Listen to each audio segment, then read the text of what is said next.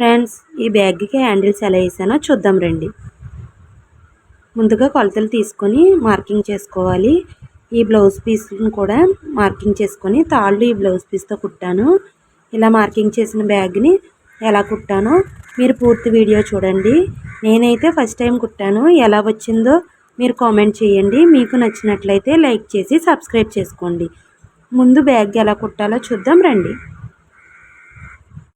Bag centre marking అయితే చేసుకున్నాను. మడత పెట్టి మధ్యలోంచి అటు 3 ఇంచెస్ ఇటు 3 ఇంచెస్ మార్కింగ్ చేసుకొని ఆ 3 ఇంచెస్ నుంచి 1.5 ఇంచ్కి తాడు వెడల్పు మార్కింగ్ చేసుకున్నాను. అలాగే మనం బ్లౌజ్ పీస్ని కూడా 4.5 ఇంచెస్ వెడల్పు అలాగే పొడవు 7 అటు 7 ఇటు 7 వచ్చేలా మధ్యలో 5 వచ్చేలాగా అలాగా 15-20 ఇంచెస్ మార్కింగ్ చేసుకున్నాను మడతల పోను.